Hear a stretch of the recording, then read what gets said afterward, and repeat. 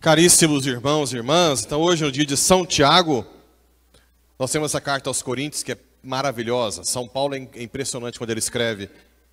Ele diz que essa riqueza nós temos em vaso. O que é que nós temos em vaso de barro? O que é que nós carregamos? Hã? Quê? Acredito. Não. O que que nós temos de belo, de rico, que nós carregamos num vaso de barro? Meu Jesus amado, não. Peraí, deixa. Ah! Quem respondeu?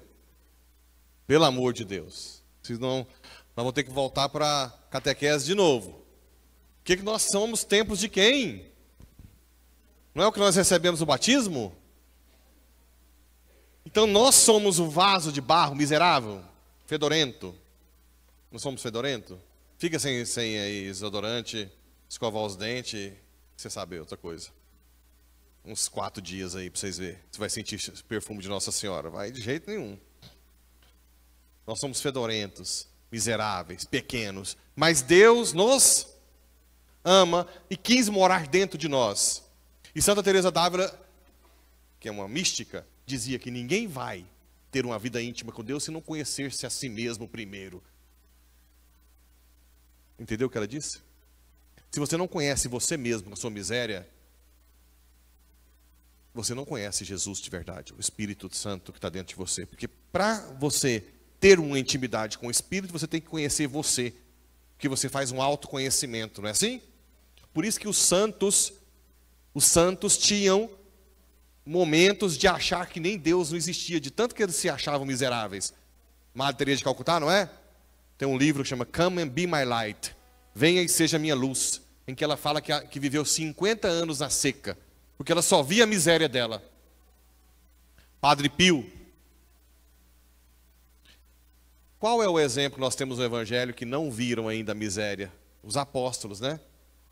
A mãe de Tiago e João falou o que para Jesus? Deixa que meus filhos fiquem do seu lado direito e esquerdo. Ora, qual mãe que não faria isso? Vocês conhecem uma mãe que não ia fazer isso? Hã? Claro. É muito mais hipocrisia dos outros apóstolos dizer, olha lá, pedindo para ficar no... E nós não ia pedir também? Se eu tivesse os apóstolos lá, eu ia chamar Jesus e falar, Jesus, não tem jeito de ficar lá pegar um lugarzinho do seu lado? Claro. Não sejamos hipócritas de achar que nós somos melhores, né? Ainda mais uma mãe. Claro que a mãe vai querer que seus filhos fiquem nos primeiros lugares. Hoje eu contei até uma história da minha mãe, quando eu larguei para ser padre. Ela foi num casamento em Goiânia, e na época, hoje é casado com a minha prima, estava namorando com a minha prima, e ele chegou, Pedro, meu filho é lindo, lindo. Ele podia ter a namorada que ele quisesse, e largou a medicina. Aí passado um tempo, teve uma festa aqui na fazenda do meu tio, aí ele veio, prazer Pablo, sou filho da Noilda. Aí ele falou para minha mãe, esse aqui que é o lindo que você falou? Eu imaginei que era um modelo de olhos de mãe, não é não? É claro, ele está acostumado lá, morando em Goiânia, achou que é lindo, ele achou que quem que é um homem bonito, nem sei quem que é um homem bonito hoje em dia, alto, né? Olho azul, aí de repente vi lá um comedor de piqui lá do Cerrado, fala assim, mas esse aqui que é o lindo, mas é mãe. A mãe que é o melhor, é o mais bonito, é o melhor, não é assim? Hã? Então é claro que as mães... Então isso é uma coisa que eu queria que vocês transferissem para hoje. Não sejamos hipócritas. Porque uma das coisas que mata na igreja é essa conversinha. Você viu lá, querendo aparecer, às vezes faz uma pergunta. Você viu lá, ela vai lá, arruma uma coisa no altar, não é o... Olha lá, está querendo aparecer. Essas conversinhas de hipocrisia é que matam um pouco a fé da igreja. Nós todos temos essa miséria, né?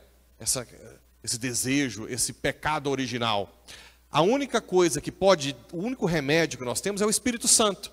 Por isso que Jesus diz, quem quiser me seguir, renuncie a si mesmo. Pegue a sua cruz e me siga. Então, olha só, você conhece, vê a sua miséria, renuncia e deixa o Espírito agir. E aí, aquela regra, quando você faz uma coisa boa, obrigado, Senhor, se não fosse a sua graça, não faria. Quando você faz uma coisa ruim, o que você faz? Sou eu mesmo, Jesus. Sem ti farei pior. É assim que os santos viviam. É assim que os santos viviam. Ou não? Que risadinha é essa? Ô Thomas, sem a graça você consegue viver, Thomas? Sem a graça de Deus você consegue viver? Consegue? Mas você vai dar muita canseira, você vai dar trabalho o tempo inteiro sem a graça. Você só presta com a graça, Thomas. Você sem a graça de Deus fica terrível. Já aprende desde agora. Repete contigo aqui. Repete. Repete. Dependo da graça de Deus. Pronto. Se você aprendeu isso pro resto da sua vida, você já está salvo. Essa é a nossa meta. Deixar que o Espírito Santo haja em nós. E é isso que Tiago, os apóstolos fizeram. Agora, nós temos a graça de ver que os apóstolos eram fracos também, né? Eu disse que no curso que nós fizemos lá no Rio, um padre de Brasília levantou e disse assim: o povo está questionando nós padres, dizendo que estão insatisfeitos com a igreja, com a nossa postura, com o bispo, com o padre, com o papa. E o professor que estava dando a palestra, ele disse assim: meu filho, quando alguém vier falar que está sem esperança com padres, com bispos, com tudo, fala para eles lembrarem a posição de Nossa Senhora na Sexta-feira Santa. Que Nossa Senhora ficou vendo seu filho crucificado, os apóstolos tudo indo embora, ou não? Ele disse que foi a maior falência apostólica de todos os tempos, né? João, que ficou, só acreditou depois que viu o túmulo vazio, certo? E ela passou esses 3 dias de escuridão crendo, apesar da falência dos bispos, apesar de ver o seu filho na cruz. Então vão ter momentos na nossa vida que a nossa vida vai estar um caos, perseguição, parece que Deus não está nos ouvindo, nós não vamos ter apoio dos padres, o bispo como a gente queria, não vamos ouvir o que eles queriam, né? Mas o que nós temos que fazer como Nossa Senhora naqueles dias? Eu creio que Jesus já venceu o pecado, já venceu a morte e o sofrimento. Esse nosso sofrimento é passageiro e eu tenho uma vida eterna pela frente. Combinado? Se um dia eu não estiver aqui mais, não fiquem desesperados se as luzes apagarem. Sigam os princípios cristãos. O princípio de amar a Deus sobre todas as coisas, que se faz carne na oração todos os dias acima de toda coisa, priorizar a oração, o princípio da caridade, a caridade com o próximo, né? O princípio da humildade, da confissão, pronto. Pode a barca cair, a barca de Pedro pode ir para a tempestade, que vocês vão ter essas âncoras. O terço, o rosário, a Eucaristia, a confissão. As âncoras. O barquinho pode até ficar achando que vai afundar, mas as âncoras não vão deixar afundar. Eu não gosto de ficar fazendo muito terror, mas os padres que eu conversei, que gostam muito de avaliar o futuro, dizem que as coisas ainda vão piorar. Eu pensei, fechei os olhos e falei: ai, Jesus, agora, né? Aí, olha que interessante. Aí eu pensei, na hora que eu pensei, mas eu fui nascer logo nessa época. Acreditem, veio um padre do nada e disse assim: sabia que muitos dizem que nós somos privilegiados de nascer nessa época? Porque é nessa época que nós vamos poder facilmente ser santos.